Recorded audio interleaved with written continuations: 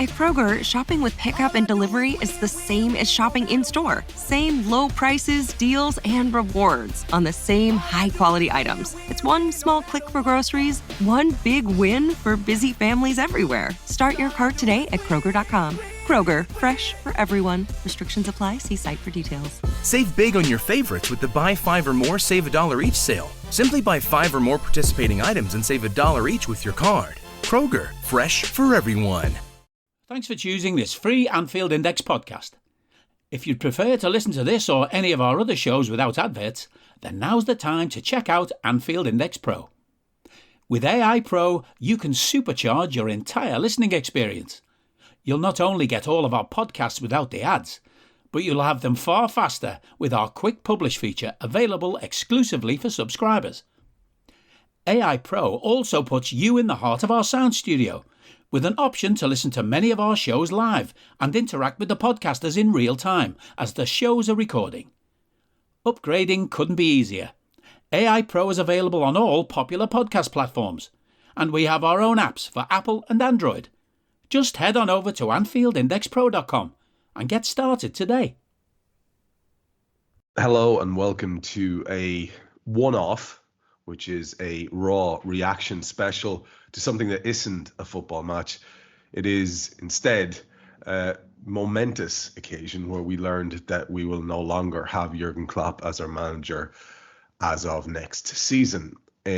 Undoubtedly, you can imagine this has caused quite a lot of reaction amongst the Anfield Index intelligentsia and whatever I am. And we are anxious to bring you as much content as you can as you're trying to work your way through what is, for sure, a day of some import, a day of some significance, a day for a lot of people of some sadness, nervousness perhaps, and all sorts of the emotions. All the fields will be having their moment in the sun. So let me introduce Dave Hendrick and Hari Sethi for this chat. And Harry, I'll start with yourself and just get a little bit of feedback from you. No doubt as we go on, we'll compare and contrast with other things that have happened. But before our mics went live, you and I were having a little bit of a chat here. And I was telling you that I'm still not 100% sure where I sit with this. Clearly, I'm not some sort of sociopath who can't, work out what my emotions are. What I'm saying to you is there's a level of confusion as to how gutted I am because primarily I am old enough to have been 16 or 17 when Kenny left. Kenny, my hero as I grew up. Kenny, who went on to become the player manager of Liverpool, like I used to read about in Roy of the fucking Rovers. That was mad. Those things were mad, and it happened in real life for me, where my favourite footballer went on and played football while managing my club to the double, and then went on to preside over probably the best side in many ways I think I've ever seen play football for Liverpool as a manager exclusively. And then all of a sudden, because of an accumulation of the kind of stress that I think Jürgen is giving a wide berth to, he decided to call it a day. And that was absolutely tragic. And if I was a slightly older man, I might remember the occasion when Bill Shankly left. And you and I, Harry, will be familiar with the video footage because it's kind of it's gloriously expressive, where you've got young lads in the street and they do not believe the reporter because the man has become so synonymous with the club. In the same way, I think people don't understand quite how synonymous with the club Kenny Dalglish had become. Time is quite an interesting prick of a thing, and it damages, I think, an awful lot of the perspective that people have. I remember that. I know what it meant when Kenny left. I was not old enough to know what it meant when Shankly left. But for a whole new generation, and you know, we tease you about being the younger member of the crew, but for you, a huge amount of your Liverpool supporting life, the guts of 9 years, has been under this man's tenure. It's a big old day, Harry.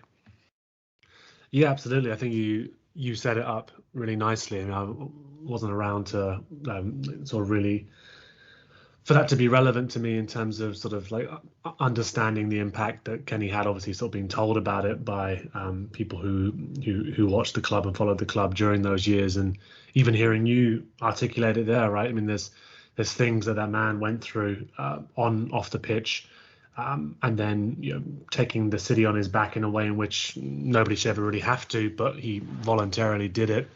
And I think it's one of the reasons why he's so revered. It's probably one of the reasons why, if you asked Jürgen about it, and you're going to hear lots of comparisons to the likes of Kenny, the likes of Shankly that we've heard today, and you can almost see sort of the embarrassment in Jürgen's face, because he doesn't see himself as equivalent with those two. But I think in his own way, his own sort of special way, I suppose, he's come to be another one of those totems that we're going to see on the flags, on the Kop, that we're going to. I wouldn't be surprised if there's statues at one point. Natural. He doesn't want to talk about any of this right now, and fresh off that press conference today, I think it made me feel somewhat of a cathartic experience watching that. Just in such the way that I think when you first hear news like this, you want to not reminisce, but you find yourself going through all those memories, all those moments, and he's not in the position to do that right now. He's said he'd happily speak about Norwich if he could, which is a very matter-of-fact statement that we've come to be familiar with Jürgen, I think. But for me, and I think for many, I mean, the Liverpool manager, I'm sure we'll hear from Dave later on in terms of, what's coming next and the priority. And the priority will always be to win football matches and put this club into the echelons of where it belongs, trophies in the cabinet, parades in the streets, growing a global fan base. This is what it needs to be for the club on the footballing side. But the Liverpool managers often a messianic, or becomes a messianic figure for the fans across the world. And whether rightly or wrongly, it's a lot of pressure for any one person to take on. But I think with Klopp as well, there's this sense that, and maybe I'm overdoing it here, and you can let me know, Trev, but I think, we frequently come onto these pods, and maybe we'll chat a little bit beforehand or in the outtakes about just generally what's going on in the world outside of football, and it's a mess the vast majority of the time. It really is a mess, and so I think yes, you want a manager who's going to win things and put your club up into the level where we think it belongs. But I think from very early days, you sort of were aware that this man fit the club in a way in terms of the values of him as a human being, and amidst this pretty messy world, that's been quite fun to have to cling on to. I think it's and again, I'm sure if any of us told him this, he'd be like, "Well, it's too much. You're putting far too much emphasis on me and too much pressure for any sort of man to live up to." But I think it's been important. I think it's been important to the fans to know that they've had a guy in the dugout who is not infallible, but has been a good human being at a time when we really needed it, and as a figurehead for the club. And to so many fans across the world, I think people looked at him in that way, and there's sort of a relief, regardless of what we were going through on the pitch. You're like, well, okay, well, he's there. He's a more than a safe pair of hands. He's a person you can rely upon. And yeah, it's I think what the initial reaction hit with sadness and hit with that pretty classic human reaction whenever you have anything like this, where you think, oh, you thought you had a bit more time, perhaps. You thought you had a bit more time. But yet, the more you hear him speak, the press conference and in the recorded video, the more you see or start to, I think, perceive a little bit better that fatigue that he clearly has experienced, and also just how resolute he seems in the decision. I think similar to what Billy Hogan was saying actually at the press conference, when you see somebody that you work with or a family member, someone you love, for example, come to a decision like this, or come to a significant decision, and can see that they've wrestled with it, they've thought about it a lot, and they've come to a place where they're content with it. I think you just have to try and get to that place as quickly as you can. Yeah, absolutely. And you've brought up a couple of very interesting angles there. And Dave, to spin it back to you, I mean, we often joke as if we are, curmudgeonly peers, but of course, there's nearly a decade between us, and there's probably the guts of that between you and Harry. So we have a fair old spread here in terms of time in service to the club as a supporter, time watching events unfold. And Harry raises an interesting thing there that I think an awful lot of people are probably struggling with and don't realize it today. I think Harry's put his finger on it there. I think an awful lot of people have looked to Jürgen as a kind of a beacon, if you like, of decency. And people can, and I'm not going to, I know this is not your wheelhouse necessarily, but I also know that you're not going to shy away from the topic.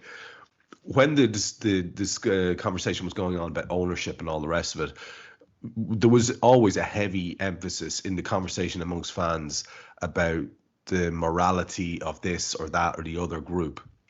And whether we like it or not, we've gotten used to having a good man, just a genuinely good man at the helm.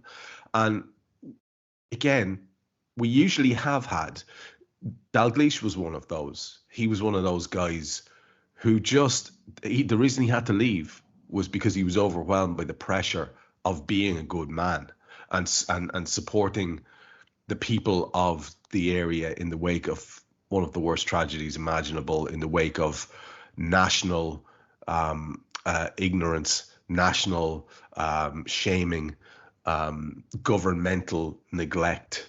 And he wore all of that. That was the measure of what a good man he was. We've had a few potentially wrong uns as well in the interim, most notably recently. Not sure how any of us feel about Rodgers, really. Not sure how any of us feel about Hodgson when it comes to how they measure up as lads. I know how you and I feel about both of them. But we have had other good men too, like Jed. It's important. And I think an awful lot of people are going to be lamenting and mourning that as much as anything else. People who maybe aren't as obsessive about the football as you and I and Harry, but just love the idea of being part of a bigger club and really have imprinted on this guy as the figurehead of it. Bill Shankly was appointed Liverpool manager in 1959. Bill Shankly was a great manager, but a better man. He was replaced by Bob Paisley, a great manager, a better man. He was replaced by Joe Fagan, a great manager, a better man. He was replaced by Kenny Dalglish, a great manager, a better man.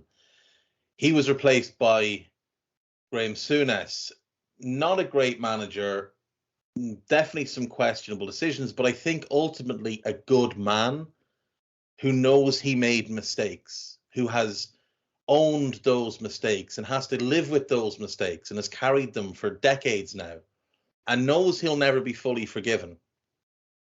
He was replaced by Roy Evans, an outstanding human being. He was replaced by Jed, a good manager, a great man. He was replaced by Rafa, again, a great man. Then he was replaced by Roy Hodgson. And for the first time since 1959, Liverpool could not point to our manager and say, we have a good man in charge. Roy Hodgson went to play in South Africa during apartheid rule. And to me, regardless of anything else, that colours Roy Hodgson in my eyes and will always colour Roy Hodgson in my eyes. Brendan Rodgers is not a good man. Brendan Rodgers replaced... Kenny came back, obviously. We've covered Kenny. Brendan Rodgers is not a good man. Just go and read what he did to his own family and to other families. Go and read his divorce proceedings if you don't believe me. You can choose to believe what you want. The facts are the facts, and they're there in black and white for everybody. Jürgen Klopp is obviously a great manager. Great managers aren't all that hard to find. You can find great managers. You can look around the footballing sphere. Pep Guardiola is a great manager. Diego Simeone is a great manager. Antonio Conte is a great manager. Hansi Flick is a great manager. Thomas Tuchel is a great manager. Now, are they all as good as Jürgen? No, but they're all great managers. There's great managers on the up in the likes of Alonso and Amorim and De Zerbi and whoever else you want to point to. But finding someone that is as outstanding a human being as Jürgen Klopp, someone that has as strong a moral compass as Jürgen Klopp, is very, very hard. And to me, like, we got this news at some point between 10:30 and 11 o'clock this morning. This all came out. And it became what has consumed our day. And the first instinct is that gut punch of, oh, wow. And then you start to process it. And losing Jürgen as a manager is obviously a big deal. But I've kind of already, because I've done multiple pods on this, I've kind of already talked through the process of losing Jürgen as a manager and replacing him as a manager. Yeah. And I'm kind of good chat. with that. Yeah, it's a different chat, that one. Yeah. Losing Jürgen as a man, losing him as a figurehead, as Harry said, as that messiah leading our club, as Moses leading our club, the one we would all run through walls for. When you say, jokingly on Twitter, I've just been running through a few walls for Jürgen, you don't mean Jürgen Klopp, the football manager. You mean Jürgen Klopp, the man. Yeah. Jürgen Klopp is the type of guy that we would all drop everything for and go to war with, because he's that type of man. Because you know that he will be there with you in the trenches. He won't ever ask you to do anything he wouldn't do himself. Jürgen Klopp does not do sandbaggers. He's not sending lads out on the front line while sitting back with his feet up. He's out on the front line with them. That's the kind of guy he is. When Jürgen has needed to speak on certain things, when football has needed somebody to speak up on certain things, Jürgen Klopp has been the one to do it. When football needed somebody to speak up against refereeing, Jürgen was the one to do it. And all the other managers cowering behind the PR people, oh, let's not get ourselves in trouble. When someone needed to speak up against countries owning football clubs and ruining the game, you can be guaranteed that the ownership and the managers at every club looked at it and thought, right, we agree with this, but we can't be shown to agree with it. We can't publicly agree with it. We'll put it out through back channels that we're against the Saudis, we're against Abu Dhabi, we're against Qatar owning clubs. Jürgen Klopp was the only one with the balls on him to sit there in front of the world's media and criticize it. He's the only one to sit there and talk about these things. He's the only one, when there's crises in the world, who's got the decency to say, we're not talking about football for now. Here's what we're going to talk about. As England burns itself to the ground, the one football manager who's come out and criticised the Tory government has been Jürgen Klopp. As Donald Trump brought racism back to the fore of the United States and gave the far right a reason to come out from under a rock, Jürgen was the only one to comment on it. And when you see managers in other sports, like Steve Kerr of the Golden State Warriors, the Tennessee Titans have recently appointed a new coach, and I want to get his name right. I think it's Callahan. Oh, I saw him, yeah. Christ, what is his name? I can't think what his name is. The lad who was quoting Jürgen. Brian Callahan. Yeah. Yeah. Quoted Jürgen. These people aren't just drawn to Jürgen because he's a great manager. Because if they were just looking for a great manager, they'd look for the one with the most success. They'd look at Pep.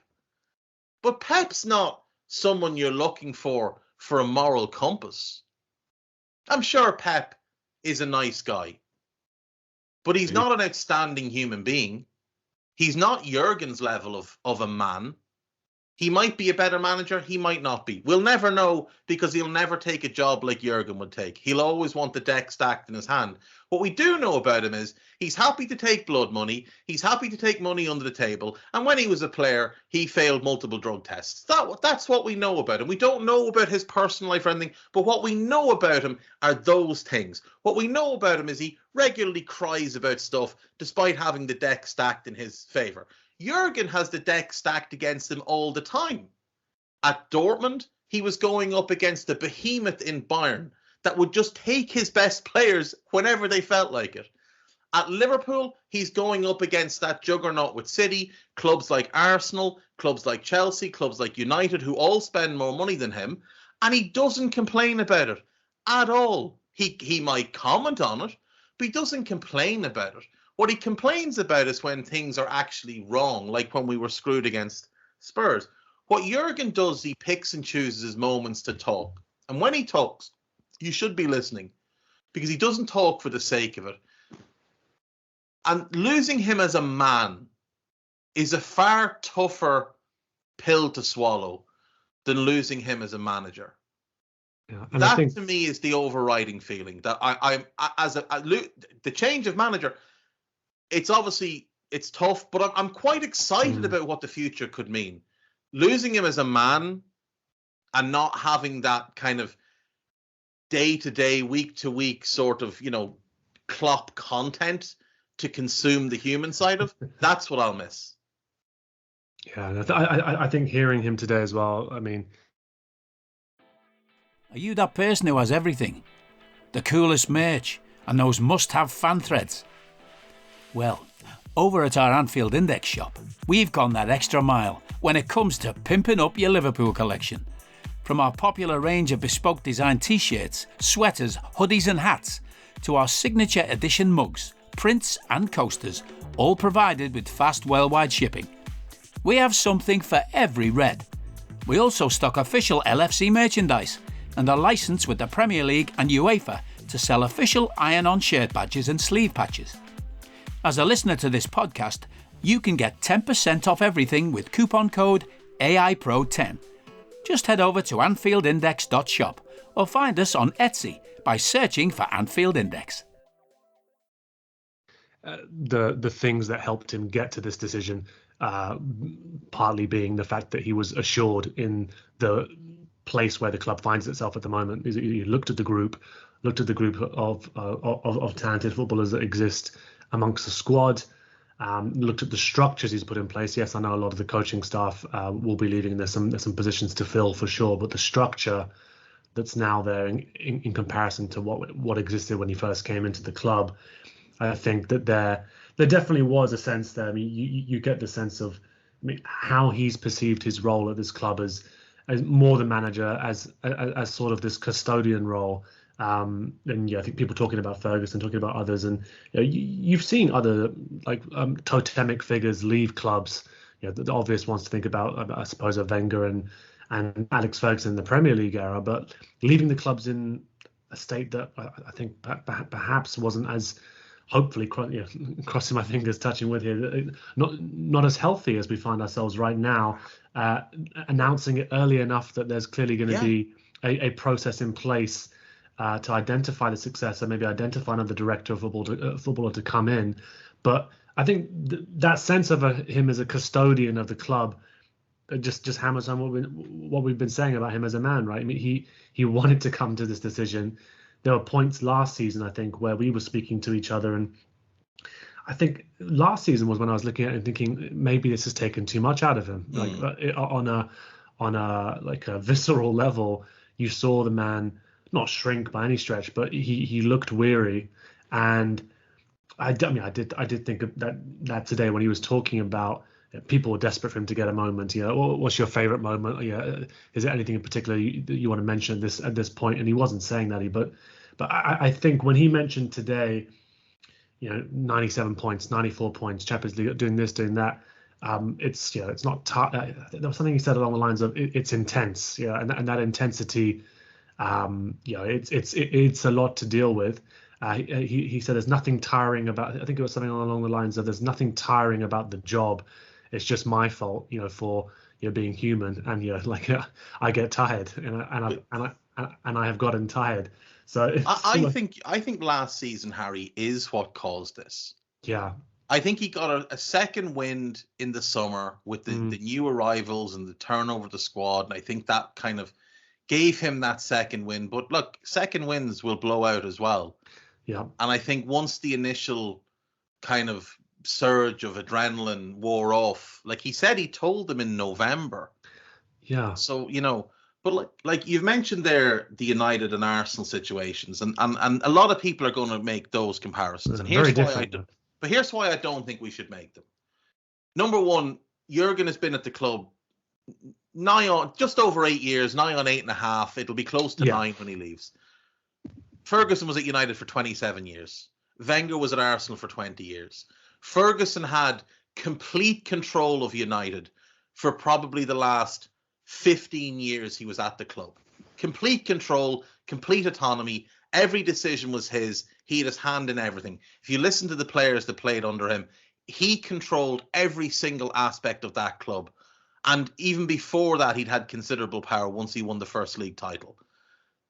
Wenger, once David Dein left, had complete control of Arsenal. David Dein left Arsenal in 2008, I think. Wenger left in 2018. So 10 years of complete control. It might have been 22 years he was there. Either way, they had complete control for over a decade. Jurgen's had complete control at Liverpool for a couple of years. But you look at the squads they left behind and look at the names in that United squad and the great players they had. Ferdinand, if you want to call them great players, I wouldn't class Ferdinand as a great player, but he was a big name player. Ferdinand, Vidic, Carrick, Nani, Van Persie, Rooney. I mean, other than Van Persie and Rooney, they were all way past their best. And even Van Persie and Rooney were declining as Ferguson went out the door. Wenger, you look at the squad he left behind, it's a bit of a ragtag bunch with 3 big name forwards and a whole lot of crap. You had Ozil, you had Lacazette, you had Aubameyang. 3 lads known to have attitude issues. 3 lads known to be very much about themselves and not the group. And 3 lads who kind of need a team to do all the work for them so then they can do the brilliant things. Jürgen is leaving behind the best goalkeeper in the world, the best right back in the world, the best centre back in the world, the best centre back pairing in the world, the best right winger in the world. He's leaving behind Dominic Szoboszlai, Curtis Jones, Alexis McAllister, Darwin Núñez, Luis Diaz, Diogo Jota, Cody Gakpo, and so on and so on and so on. He is leaving behind arguably the number 2 squad in world football. You would put City 1 purely because they won the treble last year. I think we match up really well to them. Jürgen is leaving behind a team that only needs, maybe for the entire squad, 4 additions. For the squad, not the team. The team might only need 2 or 3. Ferguson left behind a United team in need of complete rebuild. Wenger left behind an Arsenal team in need of complete rebuild. They went out in very selfish ways. Both of them went out where it was all about them. And they made it clear that they were the genius. Ferguson wanted whoever took over to fail. It's blatantly obvious. He is privately reveling in the fact that United are shit without him. Wenger's probably done the same at Arsenal for the years they struggled. Jürgen is leaving us in incredible shape. And as he said himself, he's leaving us with 2 new stands, with a new training ground. Not like Ferguson, who left with a ground that was already starting to decay and a training ground that was over 10 years old. Wenger with the same thing, training ground that was over 10 years old, and a stadium that was an albatross around their necks because of the repayments. Jürgen leaves behind a club in incredibly healthy shape with a clean slate because Linders is going and he's taking Mathos with him. He'll find a manager's job. Mathos will be his number 2. They'll go wherever they go. Peter Krawietz was always going to leave with Jürgen. They're tied at the hip. So I don't understand. Some people are like up in arms. All the staff are leaving as well. No. Like nobody cares. you got to lay the foundations, lay the groundwork for someone else to come in. Exactly. The most important thing we do now is go out, appoint a top-end director of football. There's a very, very obvious candidate for that. And then I would imagine that process has already started because, as Jürgen said, he told them in November. And if you remember, in around October, November, there was a lot of chatter about Max Eberl, the German sporting director, formerly of Leipzig, before that of Gladbach, coming to Liverpool. That all died in around November. And I wonder, is it because the ownership found out that Jürgen was leaving, they decided not to go that route, to go a different route? I wouldn't be surprised if they already have a director of football lined up to come in and the choice of manager already made, because they've known for 2 months. They're not just starting this now. No matter what Billy Hogan says, the process doesn't start now. It started 2 months ago. No, he looked awfully relaxed, sat there whilst a generational manager is leaving the club. Yes. He had a very relaxed American vibe coming from him, and I just want to interject here because I don't want people to get the wrong opinion or idea about what this podcast is. It's a reaction podcast. This is not a tribute podcast. So if you've tuned in for all your warm and fuzzies about my favorite Jürgen moment, no, we won't be doing that. And I'll tell you why we won't be doing that. The man himself set the example. In both of the conversations they had. You can see the frustration in him today, having to repeat the same shit that he said that caused him, no doubt, a lot of emotional upheaval in the broadcast that was put out today, that was done yesterday, recorded yesterday. And he had to repeat himself, and he gave the same answer pretty much every time. He gave the same answer because he's thought about this, and the main thing he wanted to say was, look, can we not? I'm not in the mood to talk about this. I don't want to talk about my favorite moment. I don't want to talk about the hardest thing that ever happened or the best thing that ever happened. What we all realize is that this wonderful squad that you've both alluded to has within its grasp a scatter of trophies, which could make this a absolutely memorable season, a one-off season, an unrivaled season in many ways. That remains within our grasp. The big one, of course, is this league. And so what this podcast is about is, A, let's have a look at what this is going to do to the team and to Jürgen for the remainder of this season. And then B, I do want to get her back around to, Dave's dangled out there that there's an obvious contender for director of football. We've all seen quotes from another certain ex-Red today, and I want to get to that. That will be in a few minutes. Before now, for the next few minutes, what I'd like to do is just focus on this idea of what we think the impact's going to be on the team. And the only thing, Harry, I'll go to you on this to start, that has me in a little bit of a bind is, yes, I see a level of calm. Yes, I'm delighted to hear that the players responded in the way they did. However, having thought that they might have been informed back when everyone else was in November, I thought from the actual press conference, it became a little bit more apparent, to me at least it seemed, that it was much more recent than that when the actual players were told. In fact, I wouldn't be surprised from the way he was talking if it was incredibly recent indeed, and it was done in order that the press conference could happen without the players being blindsided. In other words, very recent. Now, first of all, did you get that impression too? And then second of all, maybe you might segue out of that into what you think it's going to mean. Because my initial reaction was, okay, they've known for a while. That's half the reason why we are doing what we're doing. That's what I was hoping, that we'd have that sort of backs against the wall. Let's do it for the gaffer. I know that wasn't my immediate reaction. My immediate reaction is, God help any fucker coming to Anfield between now and the end of the season. They have no chance. That was my honest to God. That was my immediate reaction. Is we're going to kill every team now. I was immediately energized by the idea of the entirety of the stadium and the squad and every single human sinew straining towards this one goal. Now I'm that threw me a little bit, the press conference, because I was like, well, shit, we can't predict how the players are going to react. They're a different breed. We know we've a lot of good lads in there, but, you can't blame lads for looking out for their own futures, and confusion may set in. Yeah. What's your take? Yeah, I mean, I think I was probably similar to yourself around thinking that, okay, perhaps what we've seen in recent weeks and sort of since the end of last year, really. This consistency, this application from the group, maybe that's in response, right? Maybe they've been told and they are rallying around, like you were saying. I mean, they don't need that. They're excellent footballers. They're well coached, well set up, and they could equally have come to this position. Yesterday, we had no idea Jürgen Klopp was leaving, and people were praising the impact that clearly they've had on this squad, on this group, as the season's progressed.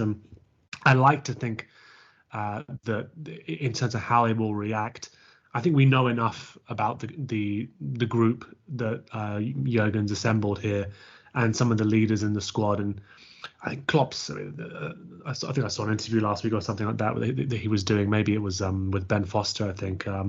And talking about Alisson, for example, I think they were mentioning him as, what's it like to work with a goalkeeper like Alisson, and his response was very similar to how we started this podcast, really, Trev. And he's a fantastic goalkeeper, in his opinion, the best goalkeeper in the world. He's a better man, and I think Klopp has done that with some of the pivotal leaders in this squad. He's got a good group there who I think we can rely upon to react in a way that is going to be, they've run through brick walls for years for this guy. What's 4 more brick walls before the season? No, I'm not going to do that quadruple talk. But what's a few more brick walls before the season ends for this guy? I like to think that they are going to strain every sinew, as Jürgen was saying today. Let's squeeze every last drop out of this. It's certainly what he seems to be intending to do before he finally leaves. And I like to think that's exactly what this group is going to do in the squad. And there's professionals there who you think are going to react in exactly the right way. And I was thinking about the comparisons that you mentioned earlier on, and that's why I said actually that Alex Ferguson, Wenger, they're not fair comparisons for a variety of reasons. And even with Wenger, I started to think in my head around many differences between the two situations. But if you think as well about the maybe you can argue that it was more of an online fan thing, but some of the shit that he had to go through before the end of his tenure in terms of sort of his regard amongst the fan base, and where Jürgen is at this point. Even obviously today he's an angel, can do no wrong. But even yesterday he was revered by fans. I think his stock's ever been higher, really. So I think we're well set up to finish this campaign, like with giving everything that we have. The squad is well placed. There's a nice reveal of a photo that we all thought would be some sort of mythical photo of Klopp speaking with, it looked like a Thiago Alcantara, Trev, in full training today, which is surely not. I mean, I think there was a rainbow earlier as well. So I mean, that I have to say, when even that merely softened the blow, I was like, that's nice, isn't it? That's something. I think that there are. I mean, we've been speaking all season. If we can get 10 or 12 games out of that guy, what could we achieve? Look at what the group's already achieving. I'm confident of things ending in a positive way, and I'm also confident that, as you say, you're an employee, you're working for a club. It's a business. It's your career. You're entitled when someone like your boss Jürgen Klopp announces he's leaving to ask, okay, what's coming next? Because I've got a few years in me before I have to hang up my boots. Like what's coming next?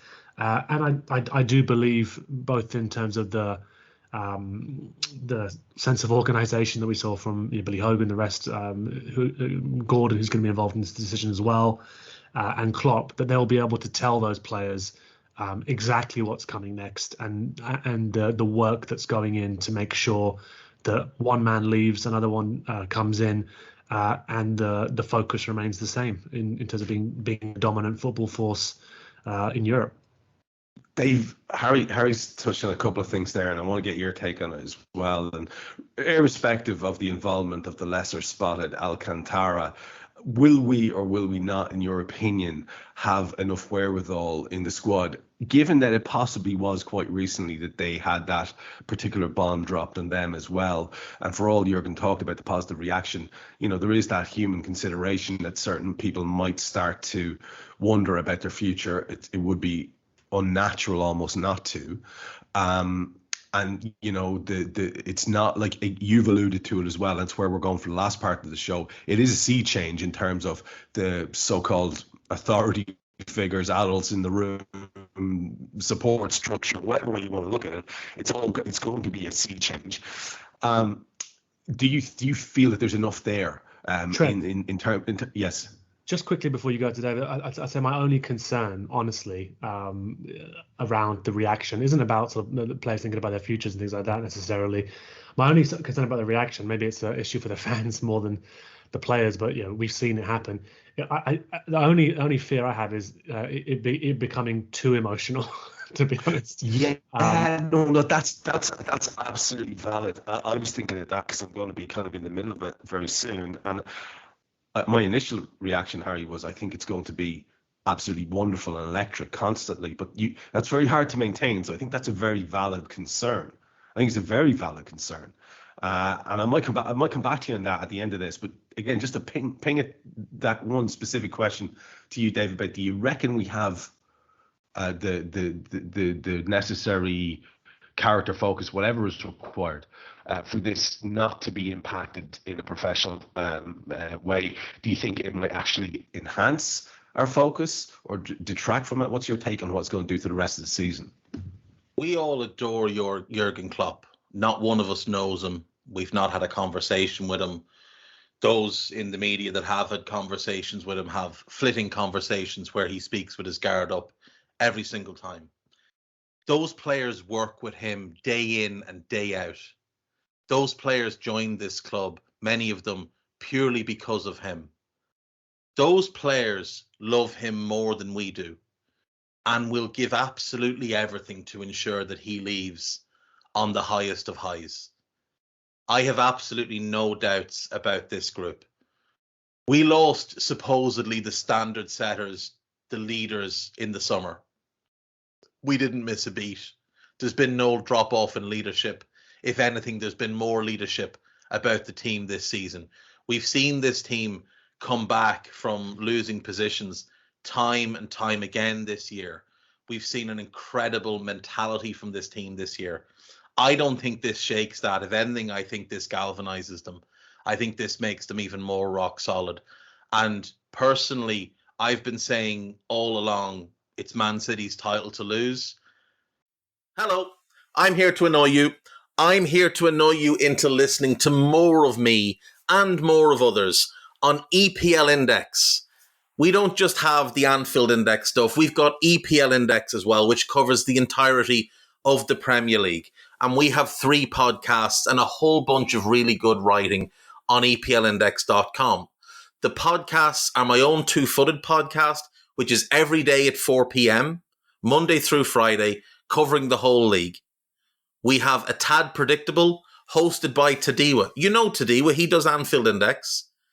He presents A Tad Predictable before every Premier League match week. And then Kevin De Vries and his crew on the EPL Roundtable, they're every week after the Premier League match week. So make sure you listen to everything we're doing on EPL Index and follow us there on Twitter at EPL Index. Thank you. Bye-bye. I think it's now our title to lose. I think we are going to win this title now, and I haven't thought that all season. Not really. I haven't ever believed we'd win the title. Now I do. I think this is going to be one of those things that really galvanizes this group and makes them want it more than anything for him, not for themselves, for him, because of what he's given them, because he's given some of them a career. He's given some of the others legendary status that they never thought they could reach. You know, you look at our group and very few of them had the straightforward journey. You know, very few of them came through the top academies and just were instantaneously superstars. And the one who that does apply to is Trent, who might never have been a right back if it wasn't for Jürgen, and might never have become the player that he is. So all of these lads will understand what it means to send him out on a high. All of these lads know that if not for the flagrant industrial scale cheating that's taken place in Manchester, they would all be sitting on 3 league titles. And it'll sicken them all that they all only have one. And it'll sicken them that Jürgen only has one because he deserves more. And I think this is what will really light a fire in them for the back part of the season, because this is often where the slog starts. You know, that kind of February, March is a real slog in the football season. You know, you get the early part of the season's great. Get to December, you've got the Christmas period. It's too busy to think about anything else. Into January, there's always a bit of excitement. There's different things going on. They get the bit of a break now as well. February, March are the real slog. Come April, the finish line is in sight. And, you know, when you can see that finish line, it does give you that extra spur. I think this will light the fire to get us through February, March. And if we can get to April and we're top, I don't think they catch us. I just don't think they catch us. I like the idea of the players who feel as though this man has really sort of crafted their rise to the top. You look at someone like Andy Robbo, unless he's sort of incredibly egotistical, he'll understand that Jürgen Klopp is responsible for making him now considered to be one of the greatest in his position to have played in that Premier League. Trent will be the same, obviously, and the trust shown in him by Jürgen Klopp. People will say it's a bit of a shout, but it's not. Virgil van Dijk, for all his excellence at other clubs, may not have gotten the right move. 100%. Liverpool was the right move. The move turned him into a European Cup winner and the best in his class. And he's the club captain now as well because of Jürgen. That's exactly it. Let's remember how Virgil came to the club. Virgil was leaving Southampton in the summer of 2017. Virgil was wanted by everybody. All the top clubs knew this is a really special centre-back. But we had hit so early on that one. Jürgen had done all his due diligence. He'd done the whole Black Bull thing. He'd done all the FaceTiming and all that stuff. He said no to Arsenal and United right out of the gate. Wouldn't even meet them. Didn't even have any interest. 2 historic football clubs. Nah, not for me, lads. He had the opportunity to go to Chelsea and the opportunity to go to City. And he met with both clubs. And neither of them sold.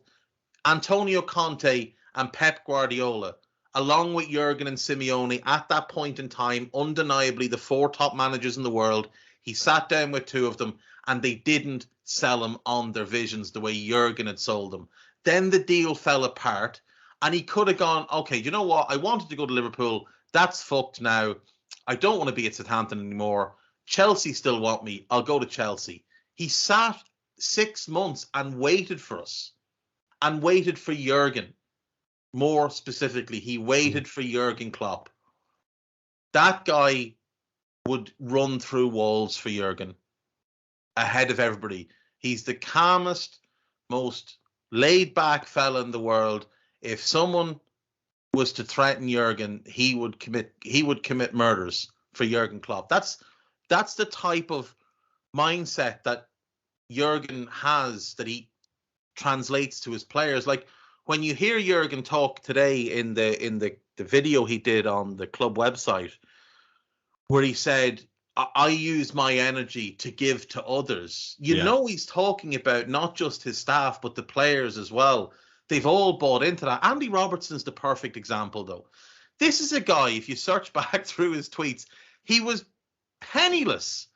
He was working a part-time job. He had no money at 18. He was looking at a hard grafting life, probably playing football as a part-time thing and having to work. And obviously he put in the graft himself. He got his move to Dundee United, got his move to Hull. And what happened when he went to Hull? They got relegated. They came up. They got relegated again. There was massive question marks. We signed him. And people don't think Twitter forgets. Your tweets are still out there. FSG signing another shit player, going cheap. Who's this fella? Why can't look? She's not even getting in the team. We know Moreno's crap, but he's still getting into this guy. And now Andy Robertson is widely regarded as the third best left back, or maybe fourth to United fans, who might put Patrice Evra ahead of him. But other than Dennis Irwin and Ashley Cole, there's nobody with a case to be a better left back in Premier League history than Andy Robertson. There was a stretch of 3 or 4 years where Andy Robertson was widely viewed as the best left back in the world. That doesn't happen without Jürgen Klopp. Yeah. It just doesn't happen without him. I just think you're talking about winners there, lads who are natural winners, and now there's an opportunity for them to win with an unprecedented amount of calls behind them. 100% the same. Chelsea reject, Chelsea flop, not good enough for the Premier League. Yeah. Now, undeniably the best wide player the Premier League has ever seen. This is a completely unexpected, intangible thing that they all can grasp around now and hang on to and drive them forward. And listen, it's very interesting, just as a last word on this, to hear the manager himself. Now, he wasn't doing it in an arrogant or egotistical way, I don't think, but he's talking about, he was talking about there'll be time to celebrate, whether it's, here or in other places, in other countries. He's talking about fucking Dublin. He's talking about getting to the Europa League final, it being the last game of the season and winning the thing. That's what he's talking about. It's in his head. It's in his head. And I love the idea. Would there be anything more fitting, Trev, than Jurgen Klopp's tenure at Liverpool finishing with an enormous piss-up and the great man very, very drunk, wandering the streets of Dublin? I just really hope there's a possibility that Jürgen and I will end up in the same skip, locked out of our heads. You, Jürgen, and Damo. Me, Jürgen, Damo, just sitting in some skip going, Jesus, life is mad, huh? And that'll do me. I'll tell you, that will absolutely do me. But I just want to focus now. Again, we're all excited. We all are excited for what the remaining Jürgen days hold. We're eager to talk about what a wonderful man he is. There will be many, many occasions for tribute pods. I agree with the manager. This is not the time for that shit. There's too much stuff on the line. Feel your feelings. Be upset, be sad, be happy, be whatever you need to be. But we have to be, and we always are here, realistic about what's actually going on. And you kind of dangle a thing out there, Dave. And I'm also very aware that, when just before we started talking, we were chatting about, and some people don't want to hear this. So this is the section where we talk about life beyond Klopp. So if this isn't your bag and you're too emotional to listen to that now, I totally get that. You can tune out at this point. But for a few minutes, we're going to talk about what the future may be without him, because it would be absolutely irresponsible of us as people who are trying to talk about the reality without acknowledging the frickin' reality, which is now we have to move on a year sooner than we thought without this, as Harry says, totemic character, without this incredible leader, without this galvanizing force, and all his support network, which obviously, as David said, was always going to be a given. Oh, and George Schmatka. Don't forget George. George is gone too. So there's a lot happening here. And I want to just bring both of you into the conversation on that topic. Let's not get into it too much. Let's not lionize anyone too much. But there's the obvious points that need to be made. And Dave, the first question goes to you. You asked, you said that you thought the director of football thing might be something that's already a done deal. Who are you alluding to, and why did you think that? Michael Edwards. Michael Edwards. He ticks every box for us. Yeah. He's best in class. Yeah. He knows the club top to bottom. He, along with Jürgen, was the primary architect of everything we've had over the last 8-9 years. He is available. He is not currently working for a club. I think there's a reason he's not currently working for a club. I think he has wanted to come back to Liverpool. He's turned down overtures from United, from Chelsea. He's no longer mentioned with those clubs. Well, they're not an independent venture, Dave, that he's begun. He set up an independent venture with himself and Ian Graham. Yeah. But I mean, that can run simultaneously. Okay, right. Or they can just shut it down if Liverpool are offering them enough money to come back and work for Liverpool. I mean, Ian Graham had his own business the last time, and they just went and basically paid him a fortune to come and join Liverpool. Right. So he just ticks every box for me. He is the ideal person to put in place FSG's vision of how they want to run a sustainable football club. a data-driven approach, a recruitment-driven approach. He's incredibly clever. He's still a very young man. I think he would probably want more power, more control than he had the last time. I think he would maybe want Mike Gordon's role. And there's been a lot of talk about Mike Gordon wanting to take a step away. He obviously stepped away before and then came back when we failed to find the right director of football. Like I said, the Max Eberl thing was out there. I think that was a doable deal. He seemed like he might have been Jürgen's choice. If Jürgen is stepping away, the Max Eberl stuff has gone off the radar completely. Isn't it weird that he's gone to Bayern while Freund is already there? It's so strange. Like they're just Bayern are doing that old thing of just like, let's gather all the magpie. Let's just get all the shiny clever things. I think Michael Edwards, I just think he works for us. I really do. He still has a great relationship with the ownership, so there's no issue there. And the thing is, Dave, is like if he was to come back, it's pretty, and he did want more power. It's pretty inevitable that he would get it because he's already proven that he can do the job, and also there's no chance we're going to bring in anybody who's anywhere near as big of a figure as Jürgen Klopp. So whoever comes in, exactly, it's most likely going to be a younger coach. So you bring in Edwards, you give him that sporting CEO title. So Bill Hogan runs the business side, and Michael Edwards runs the football side. You maybe the Julian Ward comes back in as the director of football under Edwards, who he also still out of a job, not working anywhere at the moment, but is working for FSG, is consulting to FSG. So that's potentially something that might get revisited. Spearing's still there, isn't he? Spearman is still there. You bring back Ian Graham in whatever role he wants. Spearing is still at the club in whatever role he's in. Is this a 2024 boot room style appointment if they go with? Do you know what I'm saying there in terms of? It's not quite continuity, but you're bringing in a guy who's absolutely familiar with the running of and the efficient running of and the finest era running of the club. It's kind of putting on the old cozy slippers, but as you say, it might be sort of with some fancier wool inside them. And then, of course, if you want to, go even further with the whole kind of boot room thing, which, obviously in the older days, it was a very successful strategy for Liverpool because it did maintain continuity. People understood how this efficient thing ran. It's not to denigrate individuals like Paisley, Fagan, Dalglish as managers, but there was a certain amount of continuity that went on. It's an interesting thing to consider the return of Edwards alongside perhaps the return of another old boy. No, Jürgen Klopp doesn't get enough credit for one particular thing. The happiest time of my life as a Liverpool fan for a long time was when Rafa Benitez brought us back to being European elite. By that, I mean we were competing in the later stages of Champions Leagues. And that gave me more sense of pride and return to what the club had been in my youth than anything else ever had in the period of time before that. And since that until Jürgen Klopp. Jürgen Klopp has brought us to that next level.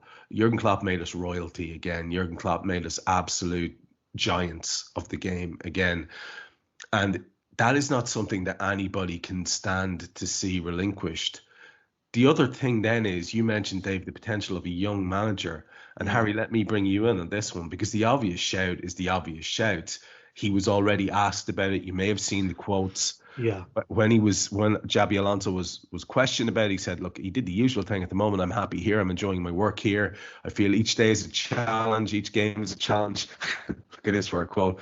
We are in an intense and beautiful journey at Leverkusen. I'm trying to give my best help to my players to be ready for the next thing. That's my goal. But then, of course, he does the thing that they all do at the end. What will come next? I don't know. We could know. Yeah. And again, even that the initial reaction was, that's a direct question, but I don't have a direct answer to it. Well, he could have a direct answer to it. He could just say, no, that's not going to happen. I need to develop my career here or more or whatever. It's interesting. I mean, what do you think of the potential of that as the go-to Klopp successor?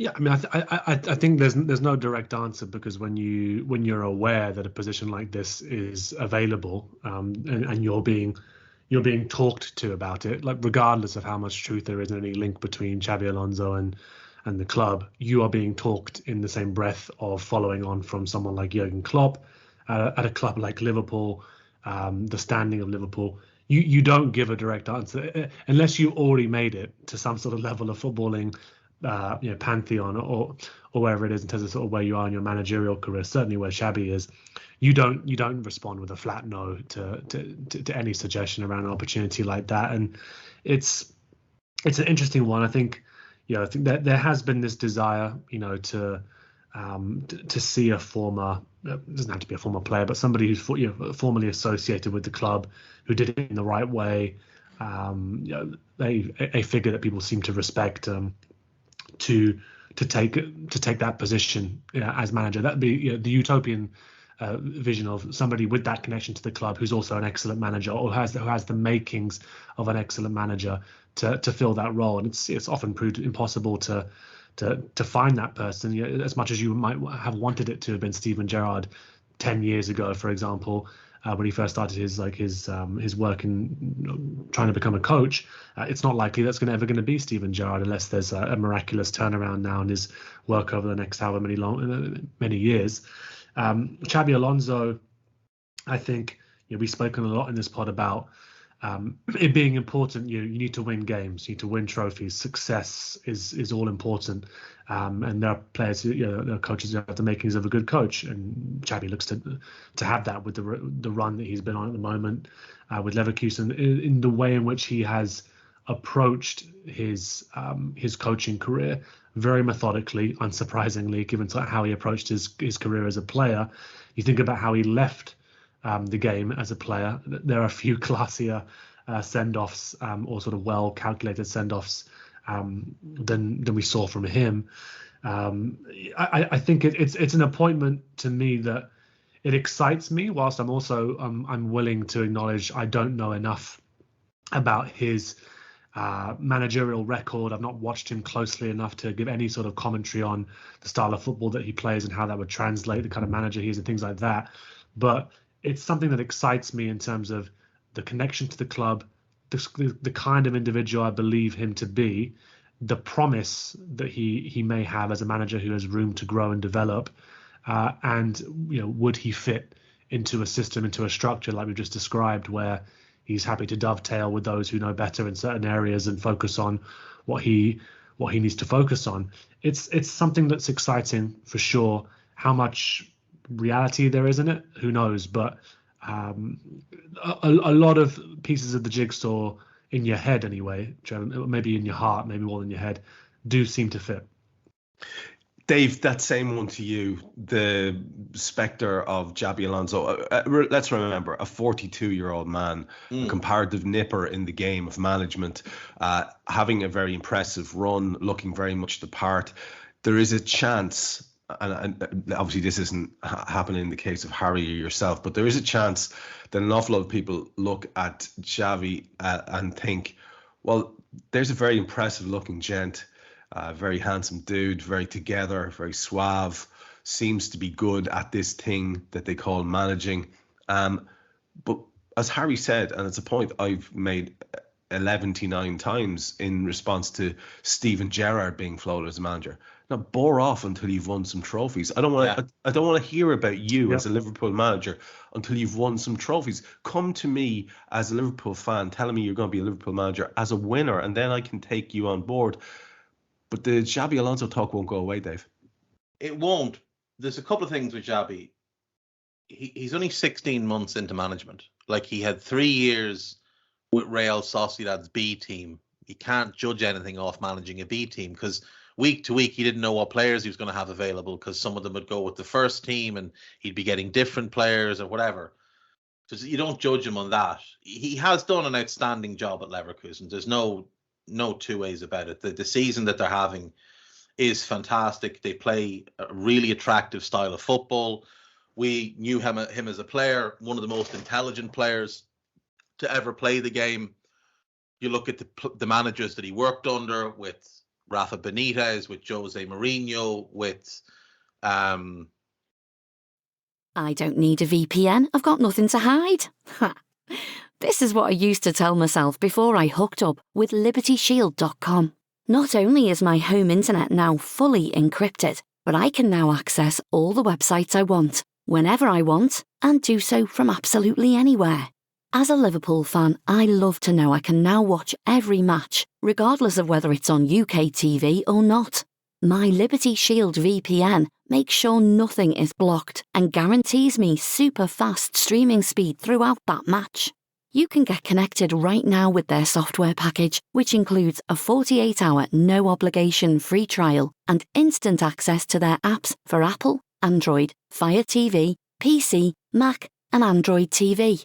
Or go a step further like I have and get one of their pre-configured VPN routers. These small but powerful devices allow you to easily connect every device in your home to VPN, making it the perfect solution for smart TVs, Mac boxes, and games consoles.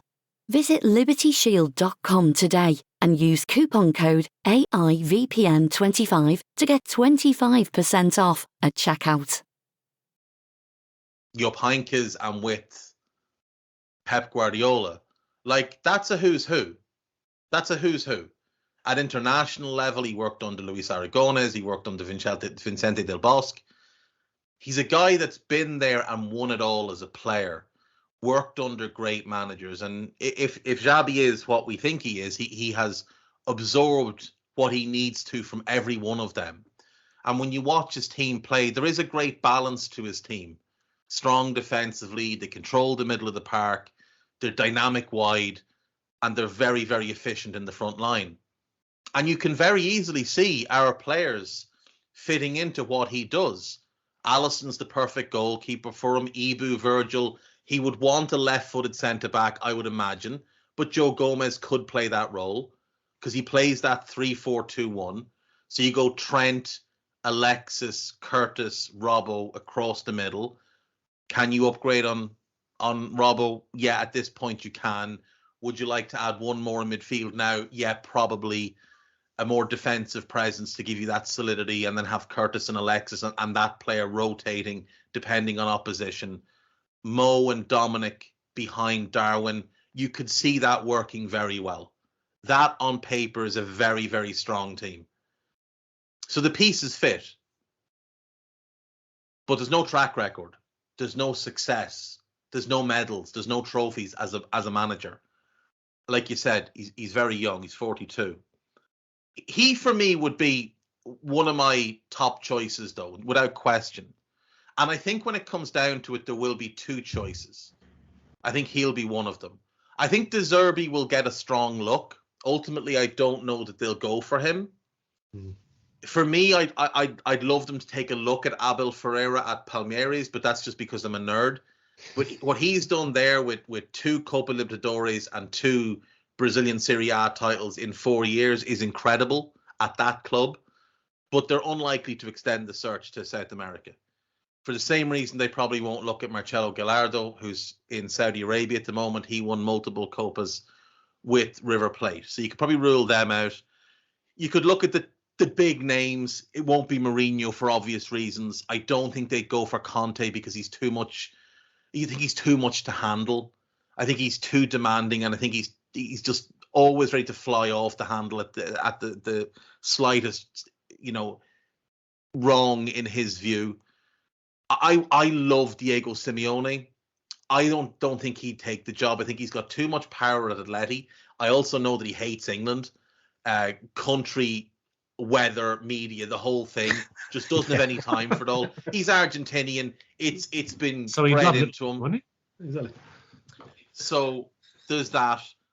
You wouldn't want a Max Allegri. Personally, I wouldn't want Simone Inzaghi. I wouldn't want Spalletti. I think he's too volatile.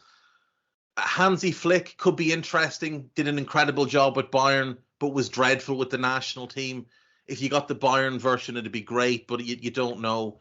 Could you tempt Carlo to do a job for a year? He's just signed a new deal. He's just signed a new deal, so he's going to stay. He would have been certainly someone you'd look at because he's the type of guy that comes in and just wins. You don't want him coming in to build a team. No, you want him taking on a team that's ready and he just wins. Thomas Tuchel's a great manager, but he falls out with everybody. He's a pain in the hole. I'd imagine if they did sit down with him within 20 minutes, they'd already be their skin to be crawling at the idea of ending up under his deck. I'm not You're sure not Trev going to go with could him. abide that idea either, David. I'm not able for that. No, Trev would have to go and support somebody else at this point. He'd just go back, go and watch Nav and Cosmos or Nav and Town play, and just bin off the whole thing. Julian Nagelsmann's name will be thrown out at some point. He's a really bad manager, and he confuses the absolute bejesus out of his players. Like some of the mega intelligent Bayern players, like Thomas Muller, maybe the most intelligent player to ever play the game, who did 9 players thinking and his own, and just let them get on with what they were meant to be doing. He came out and said, there was times Nagelsmann told us to do stuff, and we were like, sorry, you want us to do what? But we're doing what? So I think Nagelsmann needs to probably go to the mountains in China and visit a Buddhist monastery and live in silence for a year and clear his head of the noise and the nonsense and focus in on, a way of playing and not 11 ways of playing in one. Do you know what? Watching Julian Nagelsmann manage a run-of-the-mill league match is like watching Brendan Rodgers manage that FA Cup semi-final against Villa years ago, where we played about 9 different formations and he had no idea what he was doing. So Nagelsmann would be a firm no from me. So you come back round and you end up with 2. De Zerbi would be choice number 3. If the first 2 say no, I think maybe you go to him. Alonso is 1, and Ruben Amorim is the other, of Sporting Lisbon. He's won a league title. He's won 2 domestic cups. They're currently top of the league again. This is Sporting going up against Benfica and Porto, who are bigger clubs with bigger budgets. So he's proving he can do it as the underdog, which is vital, which is also, of course, what Alonso's doing at Leverkusen, going up against Bayern. But Ruben Amorim really does stand out to me. And thing is, he's only 38. He's been at Sporting 4 years. Prior to that, he was at Braga for 3 months. He did such a good job that Sporting were like, you know what, we're not even waiting. Here's 10 million. We want him now, which will tell you how highly rated he was. He was rumoured to be Spurs' original first choice. He turned them down. They went for Postecoglou, who, again, some people have mentioned today, he's not going to leave Spurs after a year. Amorim, to me, would be my first choice, but I'd be thrilled with Alonso. I don't think there's a bad choice between the pair. Alonso probably would get a bit more rope from the fan base because of the connection as a player, and because they'll be more familiar with him than they will with Amorim. Because when I put Amorim's name out on Twitter today, I got a half dozen who. I'm like, fucking Google his name, lads. Google's free. He plays the same shape as Alonso, a back 3, a midfield 4. Very similar styles of football, solid defense, functional midfield pairing who are just there as conduits to win the ball back and give it to lads that can get us going forward. Dynamic wing backs. I like his front 3 and the way he uses it a bit more than I like Xabi's, but Xabi's a bit better at his build-up play from deep. But it's the same lineup, the same players, it's the same needs. They play very, very similar styles, very similar approaches.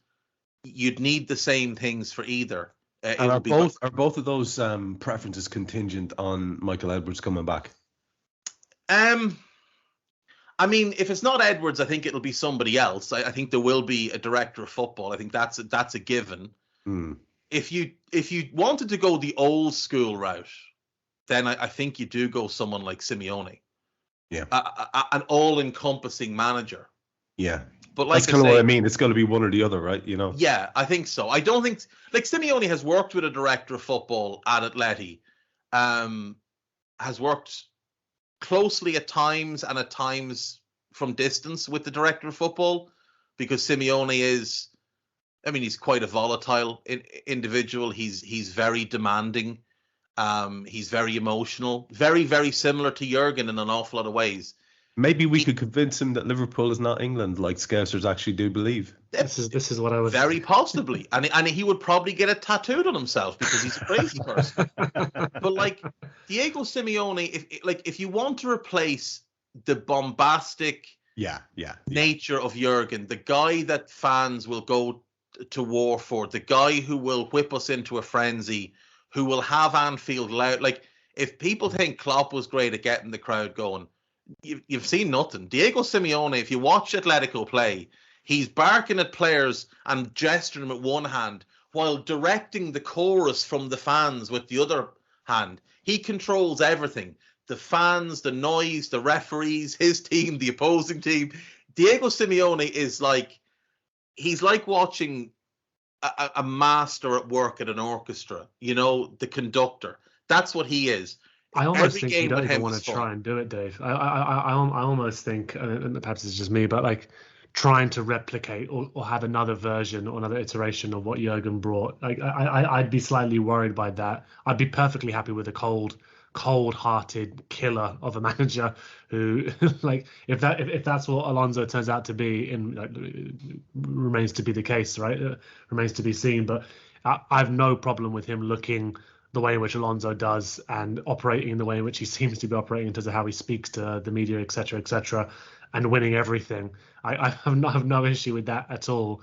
I'd almost be a little bit worried about us trying to replicate the stuff we've loved with Jürgen and that attachment with someone like Simeone. Although I know for a fact that if it was to be somebody like Simeone, you guarantee it that every single time international break came round, all of our lads are getting knocks. Everyone's pulling up a tiny, small little back injury here. 100%. And he'd be telling people about this hamstring injury that Darwin Núñez has, and he's out for 6 weeks, but 2 weeks later he's absolutely fine. I think I'd love a shithouse era. Oh, 100%. Like Simeone would bring proper levels of the dark arts. Like it would be like that scene in Harry Potter where the Death Eaters take over and the whole place just gets really dark. It'd be like that. It'd be magnificent fun. But I think if you were going to look at Simeone, I think you want someone between him and Jürgen. I don't think you could bring in Simeone to replace Jürgen.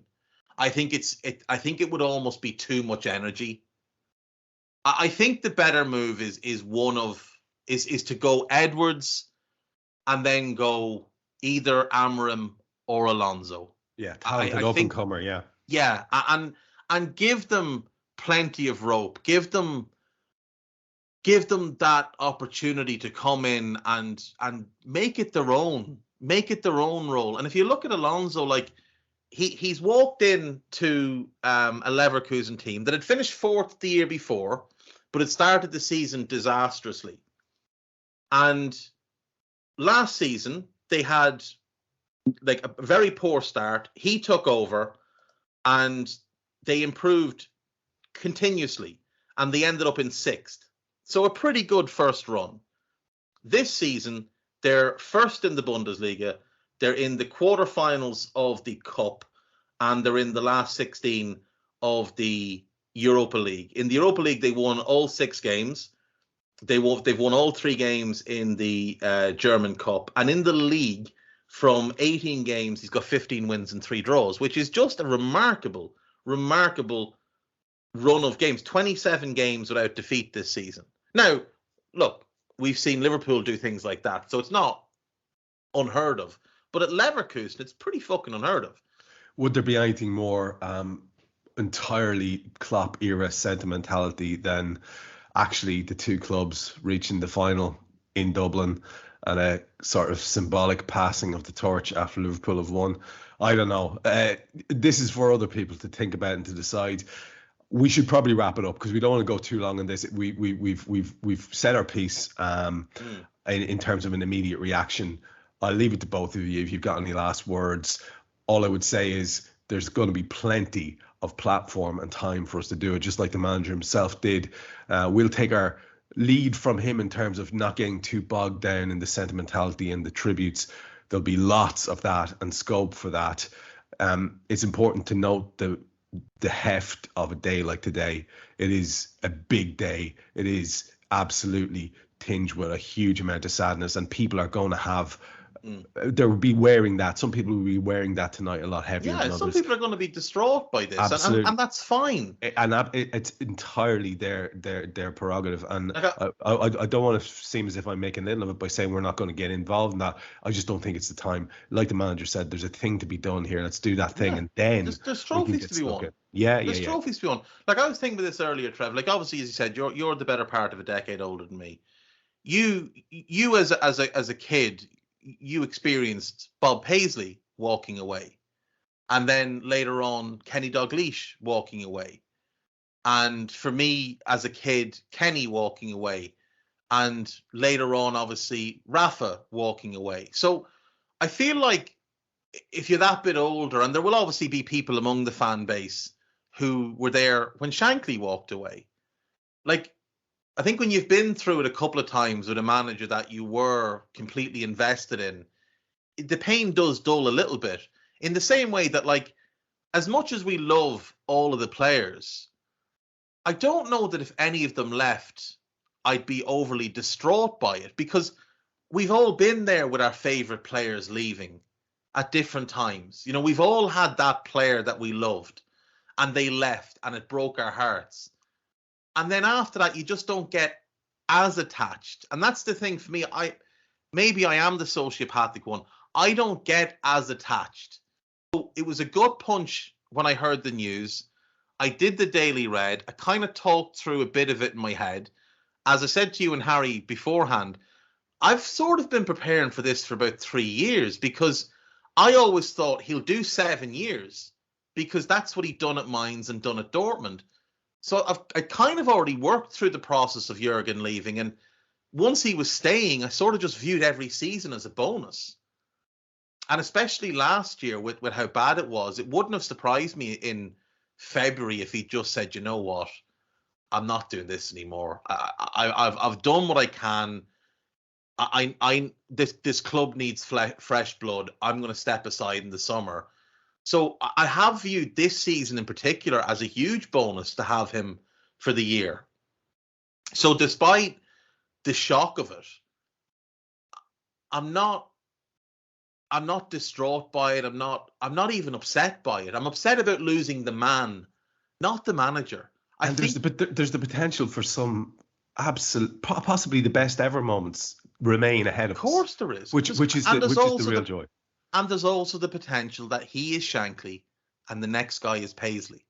There is that. And Harry, last word to you on this. I mean, it's probably a tribute to what Klopp has done at the club, that people are capable of having the reaction that they've had, which is sort of after you get over the gut punch, as he said, you can have that mild excitement about what could be to follow, that we could have a Paisley era, which in fact is even more successful than the Shankly one. And that's where we have to go in our heads, because otherwise it's all doom and gloom. And so last word to you. I mean, where do you find yourself landing as we finish this one out?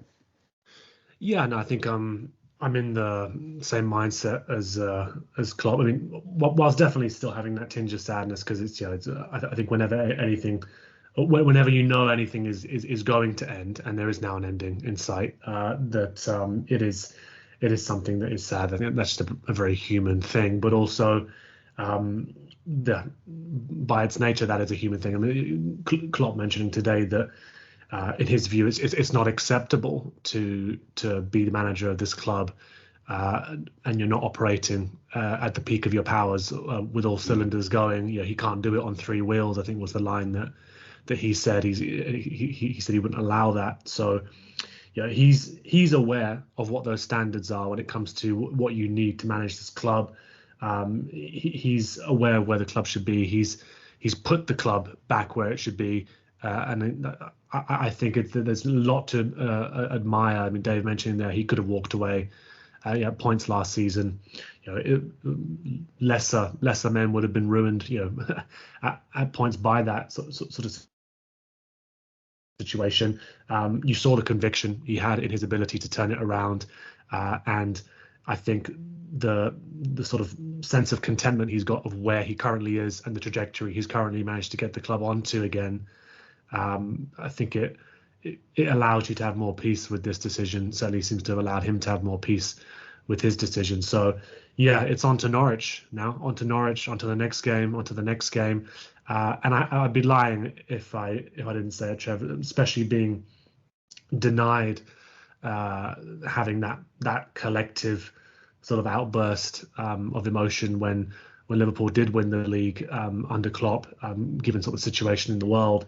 It would give me no greater pleasure at all than to see that man be able to lift that trophy with, I don't know, hordes and hordes of humanity basically around Liverpool. If that's the ending that we get, and lots of his time at Liverpool has been a fairy tale. If that's the ending that we get, then yeah, we're in for a fun ride. I look forward to it. I'm optimistic about it. I think all three of us are. Like I say, a heavy day, one that people will take in their various ways. We just wanted to give you some immediate feedback on how we were feeling about it. And obviously, there will be ongoing talk about this and dedicated tribute shows. But for now, we have a season to win. There are trophies at stake. And we here at Anfield Index Pro will continue to follow what we hope will be the successful conclusion to this season with Jürgen Klopp, his last one. I've been Trev Downey. That was Hari Sethi and Dave Hendrick. This was our raw reaction. We'll talk to you soon. We hope you enjoyed listening to this Anfield Index show. Please be sure to subscribe to our channel so future podcasts find their way to your device automatically. There's nothing quite like fan engagement, and we'd love to know what you think of anything discussed on this show. The best way to get in touch is over on our free Discord community, where both podcasters and listeners debate the hottest LFC topics 24/7. Sign up free now at anfieldindex.com/Discord. You won't regret it. You can also follow us on Twitter at Anfield Index and find us on Facebook by searching for Anfield Index. Oh, and before you go, we'd love it if you could leave us a 5-star review on your favourite podcast app. It only takes a couple of seconds, and it means the world to the people who create these free shows. Sports Social Podcast Network.